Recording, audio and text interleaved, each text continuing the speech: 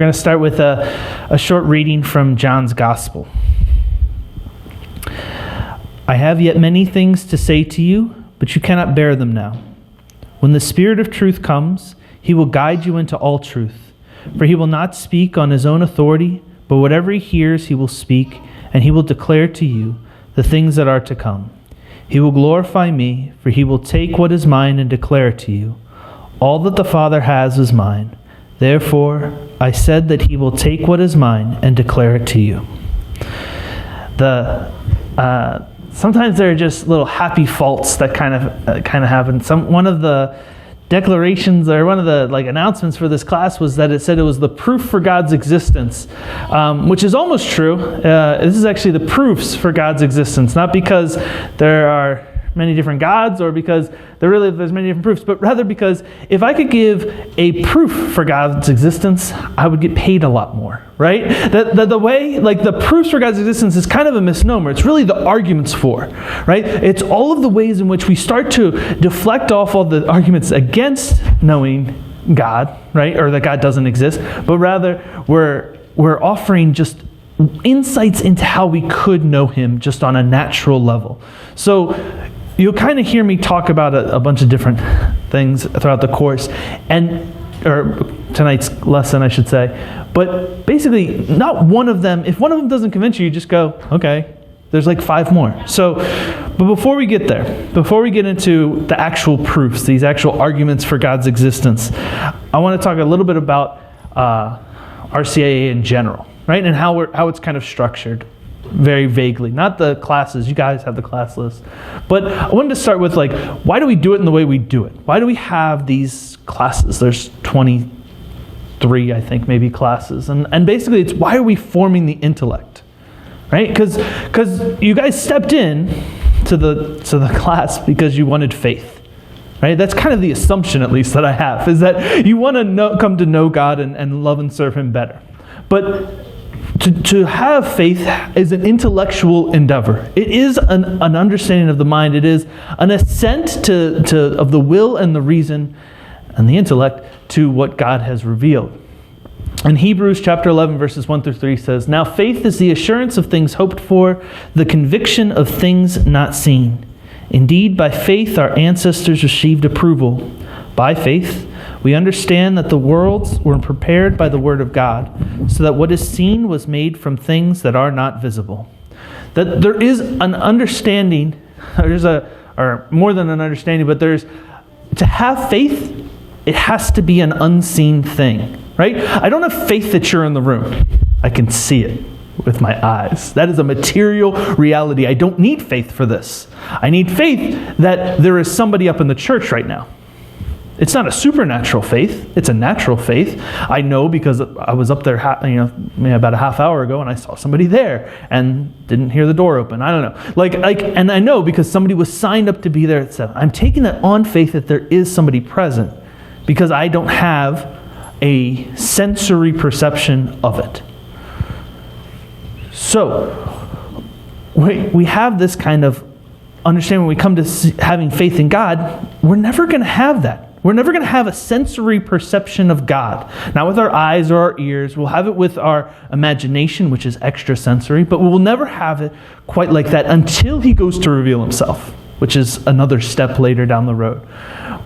But why speak in the way we do? Well, let's turn to one of the great thinkers of our church, St. Thomas Aquinas, who defines faith as a habit of the mind whereby eternal life is begun in us, making the intellect assent to what is not apparent. Right? So it makes what we know bow down to what we don't know. Right? Which sounds like it's foolish. But the reality is, it is an understanding that there are ways in which we can know something that are not based just on our senses. Okay? We can reason our way to them. This picture on the left is by a Dutch painter, Johannes Vermeer. Right? It's called The Allegory of Faith. And the woman in the center is the statement of faith. And it might be a little hard to see, but if you look at the bottom here, you'll see a snake being crushed by large boulder, right? That is the start of where faith kind of is that there, because the serpent is the devil, but it's also a symbol of sin, right? That faith, when we talk about it in a supernatural way, has this crushing of sin. It removes it. Not only does it remove it, but it defends us from later sin. There's also, if you see, kind of look closely, an apple, and if you get a really good picture of it, which is lost, there's a bite out of it. Right? Very clearly coming from the garden, that there is this faith is a necessary reaction to our removal from God, our removal from the natural state of our being before original sin. But original sin demands that faith comes into our life. And again, looking back on Aquinas' definition, whereby eternal life is begun in us, she stands on the globe, but exists outside of it. That she's in created world, but moves beyond it. And that the sources of faith sit right next to her on this little table. The chalice and the scriptures. That faith is fed by grace, and grace comes through prayer, and it comes through the sacraments primarily, always with the font being the cross. Always in the salvific revelation of Jesus Christ and his act and his passion there. And a light that can't be seen is that there is a glass in which all things are seen more clearly, that she has her eyes directed on her, and that she's clothed in white and blue, purity and heavenly things.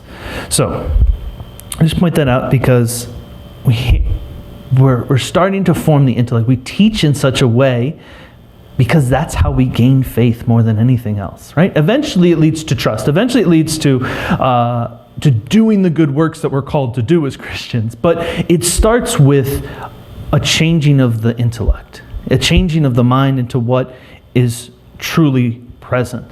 This is a painting, a fresco that sits in the Vatican museums called the School of Athens, right? Which is kind of a chaos moment, which is why I love it.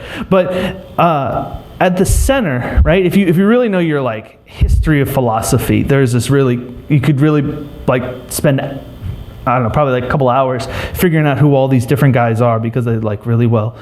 Fine. But at the center of this picture are Plato and Aristotle, two of the great rocks of Greek philosophy. This great example of reason in the universal world, basically.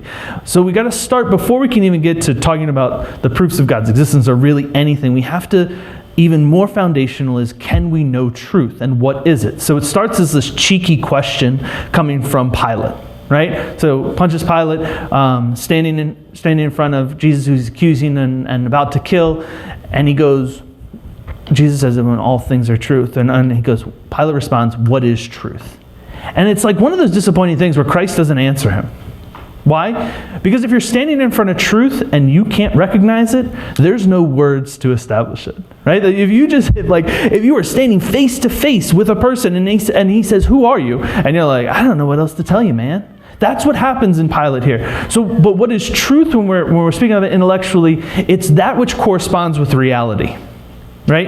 Aristotle defines it to say, truth is to say of what is that is not, or of what is not that is false. While to say what it is that it is, and what is not that it is not, is true. Which is a really hard way of saying, just don't lie. Right? Don't try and make up another understanding of what is right in front of you. Right? Have you ever saw the movie Liar, Liar with Jim Carrey? Yeah, okay, good. All right, so like he's like screaming because he couldn't lie over the course of a day. And he's like, the pen is blue, right? Because he can't say that it's red, because that's false. All it is saying the outside world corresponds with what's in my mind. That there are things that exist outside of me that I can actually understand, right? If you look into like modern philosophy, starting with Descartes, the cogito, all that kind of nonsense. We're not going to get into it, right? Because that would just take days. But the idea is that everybody's trying to say, how do I understand something? And it starts with, can I know what is truth? Because we have Pope Emeritus Benedict XVI, who gave us a warning that we're moving towards a dictatorship of relativism, which does not recognize anything as definitive and has as its own value one's own ego and one's own desires. That The culture today doesn't want to just say, and this is academic culture and even in a smaller way, that a thing is not true or that a thing is false, but they want to say, well, that's fine for you, but it's not true for me. That you may say X is X, but I'm saying X is Y. You may say that it is good for the family to stay together, but I'm saying that it's not. You are saying that it is true that God has revealed himself in Jesus Christ and he died for my sins, but I'm saying I prefer a different way. But if we're going to proclaim Christ, we have to say that truth can exist. So what's the defense of truth? Is that eventually we have to hold on to it. And there's a principle called non-contradiction theory, right? And so basically what it says is this thing cannot exist in two different ways in the same time, the same place, in the same way. So I am wearing, okay, that was a bad example. I'm wearing black shoes. It's true. I can't be wearing gray shoes because I'm wearing black shoes right now. I can't change, like your perception of it could be wrong. I'm wrong often. I don't know about you guys, but I'm wrong all the time, even when like the colors that I see can often be wrong. But we can't say that I'm wearing both black shoes and white shoes. It's impossible. Everybody should be able to agree to that. Most people do. Until you get into severe academia where you get paid to make up crazy theories, right? But everybody else besides them pretty much can handle something like that. We're saying that's true on the bigger scale. My shoes don't really matter in the grand scheme of things. They're nice, they're comfortable, I haven't fallen in them yet, so I'm feeling pretty good about them. But it's not important. But now in these greater questions, we start to see that truth, we have to be able to start with truth does exist. So why we have to move from truth as a concept to truth as a person. Okay? Because going back to Pilate's question, what is truth? It was the wrong question. It was who is truth? The psalmist says, the sum of your word is truth, and every one of your righteous ordinances endures forever.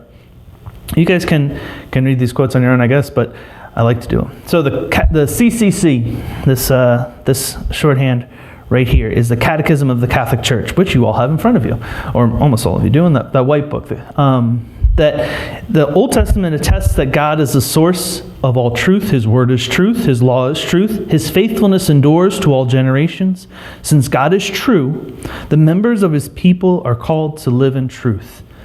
That it's impossible to be relativistic and Christian. Now, does that mean that, yeah? Real quick, since God is true, are you saying that's because he exists? Is that what that means? So, no. Yes and no. So, I don't want to say that he doesn't exist, but he is true in that he is the fullness of all goodness, right, which would include truth, right? So that when we say God is true, not only it means every word that he speaks is real, and it also, every word that he speaks comes into existence. So, like I say I want tomorrow off, it doesn't mean it's going to happen, right? Say he had to say it, right? That like if I say I want it off, like it doesn't happen. But when God said, "Let there be light," it happened. That's like when we say that. That's basically what we're saying is true, and that he is perfectly act. We'll skip this Aquinas quote because we'll actually come back to it later. But basically, the ultimate truth is what we call God, and then Christ himself claims it. Right? He very explicitly claims, "I am the way, the truth, and the life. No one comes to the Father except through me. And if you know me, you will know my Father also." In chapter 14 of John's Gospel. That's vitally important for us. Right? It's vitally important that we proclaim the person of Christ because he says, "I am it. There's no other way. I'm not one of the ways. I am not kind of the way. I am not sometimes the truth." He says, "I am the way, the truth, the life." It is very explicit in both the Greek, in the English, in the Latin, in any language you translate into. If you have a decent translation, it'll get that. It'll get that message across. And that's a beautiful thing. Because what we forget is like to the modern ear, saying this truth thing makes it sound closed-minded and lacking freedom. It sounds like it's restrictive, and that's all that it is. But the reality is, it is one of God's great acts of mercy. Because imagine tomorrow, instead of knowing that Christ is the way, the truth, and the life, that he says that you must love your neighbor as yourself and your God as with your whole heart, mind, soul, spirit, and body, that he says instead to get to heaven you have to sacrifice 18 chickens. Right? Does he have the power to do that? Yeah. But mercifully he doesn't do that. Because we believe that truth always remains in both the dogmatic, that is the things about God, but also in the moral life, we don't have to worry. That's the freedom, is that I don't have to recreate the wheel. I don't have to start anew every single day. I don't need this incredible revelation all over again because it happened. That's what we mean. That's the beauty of truth. And that's why we should be so blessed to have that kind of mentality. Now, tonight, for most of the rest of the night, I won't be talking much about Scripture or revelation or what God says, but rather reason, that we can actually get to an understanding of God without him speaking to us in some supernatural way, like revelation, like the church, like tradition, but rather that it is the same Logos, the Word made flesh, that faith and reason don't contradict, but rather complement one another. So, John Paul II, Pope St. John Paul II said, faith and reason are like two wings on which the human spirit rises to contemplation of truth. And God has placed in the human heart a desire to know the truth, in a word, to know himself, so that by knowing and loving God, men and women may also come to the fullness of truth about themselves. And it's a wonderful anthropological truth, that means truth about the state of man, that we are made for him. And that we don't need to find a new way to find our happiness, but rather, it's given to us. It's built into the human heart. That it is meant to be an acceptance and not a fight the entire time. So, this is a lot of people will have heard of Vatican Council II. It was the one in the 60s, so some of you may have been even alive during that time. But before anybody in the room was alive, in 1870, there was the First Vatican Council, which is, it's kind of funny, it got cut short because Italy got invaded by Italy. And that actually is true. That's the right way to say it.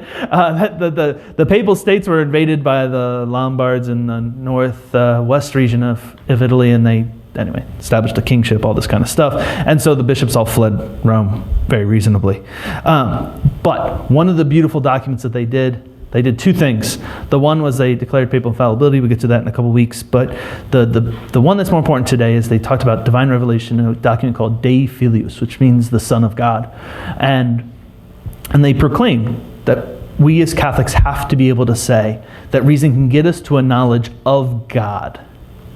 Not of the Christian God necessarily. Like revelation really does help us there. But rather, our reason can get us to know how God is. And that's what we're going to cover tonight. But now we're going to get to the actual proofs. This was all the background to get to an understanding of the proofs of God. All right, or these arguments for how we can know God. Now, there's two types of ways to know God, or to understand, get to these arguments. The first one is called a priori. This is before anything else, right? Which includes our senses. Okay, so this is the only argument that I know of, the ontological argument, that basically says you don't need to know anything. Just by the definition of who God is, we can say that God exists. That sounds pretty extreme, and this is actually a very controversial argument in the philosophical world, but I think it actually works. I think it's much stronger than people give it credit for. Basically, it was written by a saint, St. Anselm, a doctor of the church, in, I want to say it was about 700 AD. And it's been a fight ever since, literally. Like, the next day, like people were like, is this real? But you know what? People are still fighting about it, or are writing about it in like Notre Dame and all these great universities, because it actually holds a lot of weight. Basically, the ontological argument says, I don't need to look out into the world to see that God exists. I don't need to even know that I exist to know that God exists. I just need to say that we have this being in which there is a conceptual truth. This is totally true. That God is a being in which nothing greater can exist. Okay? So like we know that this book isn't God because there could be a better book. And not only that, but this is better for knowledge than this. And now even better would be, and so we keep moving up, right? If the screen was bigger, that would be an even better version. But now if it's about knowledge, which is the greatest thing. So the greatest possible being, not just thing, but being, is God. Now, we can think of God, right? Everybody can think of a being in which there is nothing that could possibly be greater. And because of that, that's good. So we have a definition. We know that we can think of it. And now we move on to, is it better for it just to be an idea or to be in reality? A reality would be better, right? Because look at a smaller being. If $1 million in your head is good. $1 million on the table in front of you is better. Right? Because existing in reality is better than existing in the mind, even though existing in the mind isn't a bad thing. Right? So now we've been able to add this idea of a reality to this concept that is part of the definition that we started with. And so because of that, because we're able to not only to know it as a concept, we can know that it is better for it to exist than to not to, we can say that this being in which nothing greater can exist, which is God, does exist. Okay, why does it get torn down? One, people tried to there's a guy called Giuliano, I think. He's an Italian philosopher, by the name you could tell. And he said, well, what about the greatest possible island to exist? I can think of a great possible island, and because it exists, it's better than reality. Okay, except for you can't change the definition and call it okay, right? That like you can't say that there's a greatest possible island because there's certain, well, anyway, that got torn down pretty quickly. But the big argument is actually from Immanuel Kant, who is a big German philosopher, really one of the founders of modern ideas, and he said you can't predicate existence on a concept, which is basically point number 3, right? So it's not only just that you can have the thought, but you can't say that like reality is something you talk about. Well, that sounds okay, but it's been pretty well disproven actually. Not only that, because there was actually a second ontological argument within the same discussion of Anselm on the Proslogion, and he said it's not just being, but necessary being. And so Kant knew that and couldn't respond to it. So even Kant, who is thought of as this great rebuker of this argument, still can't get there. And basically at this point, nobody's really definitively said no. And now you have modal logicians who defend this. Just throwing it out there. It might convince you, it might not. But it's a good way to start. Because now we're moving into what's now called the a posteriori arguments. Right? And these are the big 5 that I would argue. Yeah. Could you like the a priori a posteriori, can you, like in simple English, what does that mean? Like a priori. So a priori means before anything else, before any other knowledge. And posteriori means after some knowledge, which would be sensory knowledge. Because what Aquinas is going to do with these 5 proofs is start with the world and what he sees, and then say we can know there is a God because of it. Make sense? So the first one basically without the world, Mm-hmm. the fact that there is constantly God, proves it God. Yeah. All right. So, argument from motion. Basically, all things move. Let's go back further. Eventually, there has to be a starting point. Why? Because, well, I want this water bottle, so I'm not going to throw it. But like the pen cap or the cap doesn't just go in the air. It moves because my hand is throwing it up there. My hand throws it up there because my arm's moving, because my brain is saying, and we're moving backwards and backwards until we find an unmoved mover, right? And so that's basically this argument, is that we just keep moving back, and eventually something had to start it, right? If you think of something like the Big Bang, right? Everybody looks at that and they say, well, I mean, that kind of, that's pretty well accepted scientific theory. By the way, the first writer on the Big Bang was a man named George Lamarck, S.J., which means Society of Jesus. He was a Jesuit priest who was mocked for it at the beginning, and now it's pretty much universally accepted. But the basic concept was that there was a starting point to the universe, which we know was moving and ever rapidly expanding, and that it starts from this single point. The problem with that is that single point can't exist from nothing, right? That movement doesn't just start. The pen cap or the water bottle cap isn't moving right now because there's nothing to move it. That the universe works in the same way. Just as we can see it in the smaller thing, we have to see it in the bigger way too, because the laws of nature don't change like that. All right, second one, from efficient cause. Now, this one, granted, a little less known and argued and take it for what it is.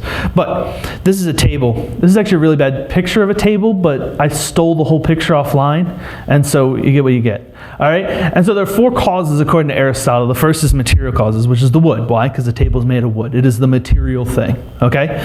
The second is the formal cause that makes the form, right? So, the chair you're sitting on does not have the form of a table, but has the form of a chair. So the formal cause is the design. Why is it not a table? Well, because it has a back and you're supposed to sit on it, right? But the table in front of you has 4 legs and it has a flat surface and is to be used in this purpose, right? The final cause is dining. It's its purpose, right? It's its end for existence. And then the efficient cause is how it's made. So carpentry in the table sense. Now, when it comes to the universe, we see that in a much larger way. There is no case known in which a thing is found to be the efficient cause of itself, right? You put a bunch of wood in front of me, it's going to stay wood. Why? I don't have carpentry skills. I wish I did, but I don't, right? And I don't know how to make a table. I know what it looks like, and I know what the end is. I know how to eat off of a table, right, or use a table, but I can't get to this efficient cause. The rest of the world, though, has this skill to it, this purpose of moving. And there are intermediary causes of it, right? So, master carpenter down the ways. But it doesn't change that that there is eventually a move back to the first cause, the first movement of all things. The third way is possibility and necessity. All right? So, basically, some things do exist. Some things don't exist. Some things exist because other things existed. Those other things still don't exist, right? So there's possibility and then necessity. I'm just going to read what Aquinas has to say. But basically, he says, we find in nature things that are possible to be and not to be, and since they are found to be generated and to corrupt, and consequently they are possible to be and not to be. But it is impossible for these always to exist, for that which is possible not to be at some time is not. Yeah, this is what we study. Therefore, if everything is possible not to be, then at one time there could have been nothing in existence. Now, if this were true, even now there would be nothing in existence, because that which does not exist begins to exist by something already existing. Therefore, if at one time nothing was in existence, it would have been impossible for anything to have begun to exist, and thus even now would be in existence, which is absurd. Therefore, not all things being merely possible, but there must exist, the existence of which is necessary. But every necessary thing has its necessity caused by another or not. Now, okay. What does that mean? Basically, it can't just come out of nothing, right? That we see that for something to actually be, there had to be something that caused it. And that is enough for us to say, oh, okay, I should stop and think. This is my favorite, mostly because the picture of God made me laugh when I looked up arguments from gradation. Basically, there eventually has to be the best possible thing. This is kind of going back to the ontological argument, but instead of just by definition, it's looking out into the world and saying, oh yeah, there are better things and worse things. But if there are better things, then there has to be a way in which we can define a better thing, right? What makes a good watermelon? I mean, if you never had a watermelon before, how would you know? Right? What makes a good table? Well, if you've never needed a table before, which I don't know, I just talked to somebody today who said he didn't have a table, and that shocked me as like a possibility, but he was like, I'm a bachelor. And I was like, yeah, okay, let's buy a table. But basically, we know that there are things that are better than others, right? We know that there is a way in which we can get higher, but eventually, we have to get to the highest. We have to get to the greatest possible good.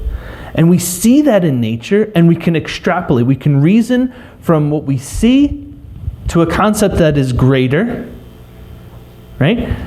And that is that which we call God.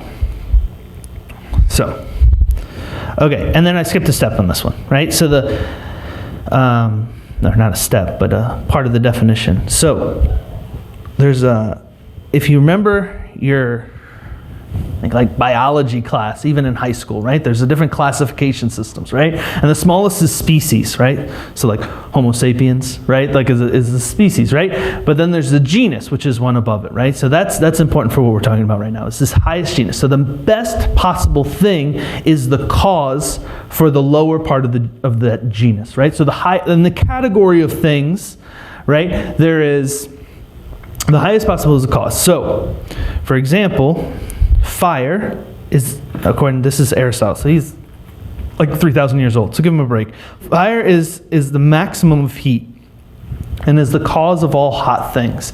If there's no initial fire, there's no heat on anything else. So it's the same with God, is that he is the greatest possible, he is the noblest of beings in general. So not only is he the best, he's not...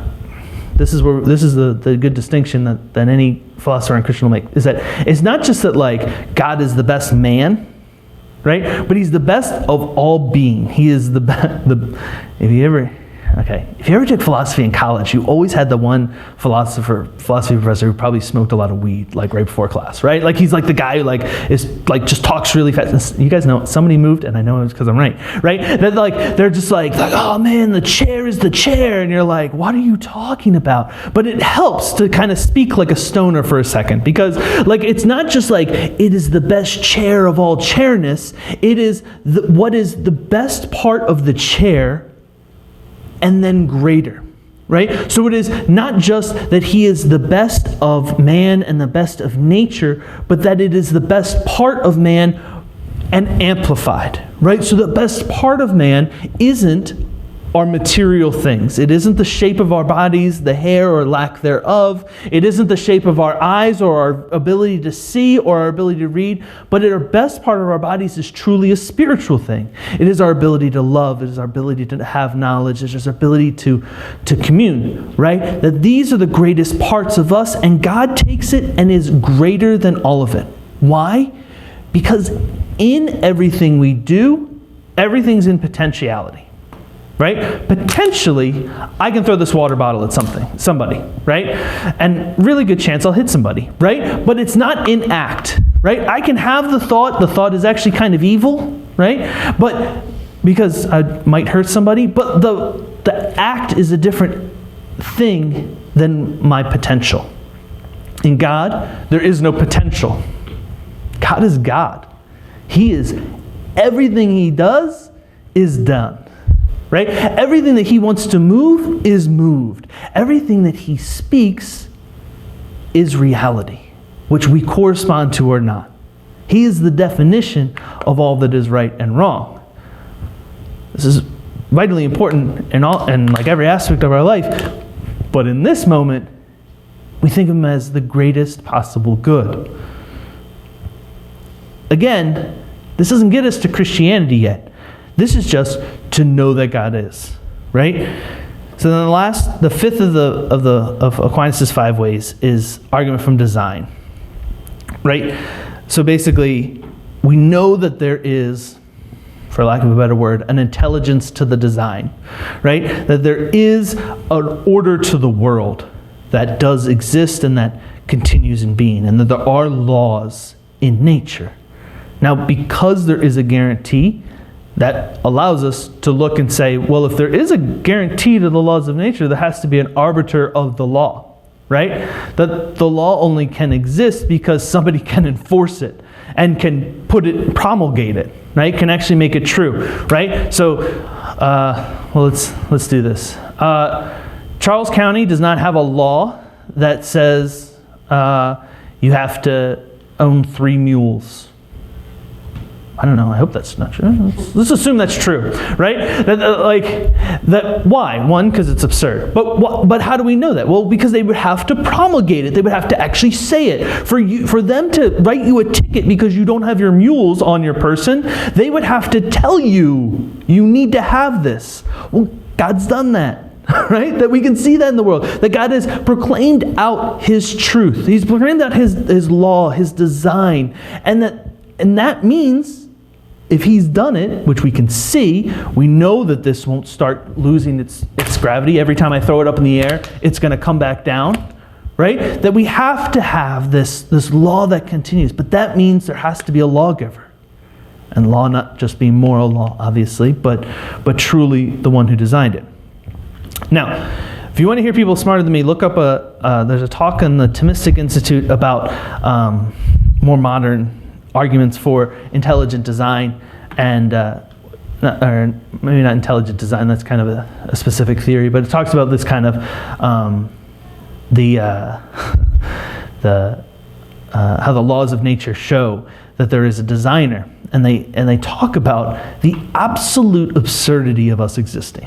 Right? Like it's like 46 times 10 to the 54th power of the chances of us existing in reality. Right? Because that's how many things had to come into place in terms of the planets being in perfect alignment, in the right sizes, in the right space, and having the right orbits, for us to not be hit by asteroids over and over again, because Jupiter is as big as it is and has the exact right orbit around the sun, that we had to be exactly so far away from the exact right size sun that is burning the exact right heat, and we had to have the moon to be able to do this and all that. And it's like they calculated it out, and it's to the 10 to the 54th power.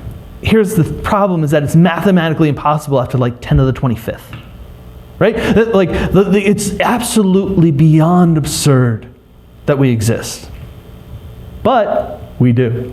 Right? And that's where this kind of comes around. Now, did Aquinas, a 12th or 13th century monk, know that? No. But he still could get to this point. Right? I like the cavemen, by the way. Nobody laughed at it, but that's fine. All right.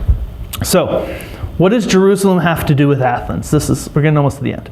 All right, what does Jerusalem have to do with Athens? That's a great quote from a church father named Tertullian, which basically means what do faith and reason have anything to do with each other? If I have faith, isn't that enough? Why do I even need reason? So Jerusalem being the great center of worship, Athens being this great center of reason and philosophy, but the reality is, and he knew this, they have a lot to do with one another.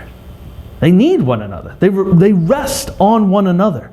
That our faith isn't meant to be absurd. It isn't meant to be empty. It's meant to be rational and reason. That even if we don't know the answer always, we should be able to fulfill what 1 Peter 3:15 says, that always be ready to give a reason for the hope that lives within you.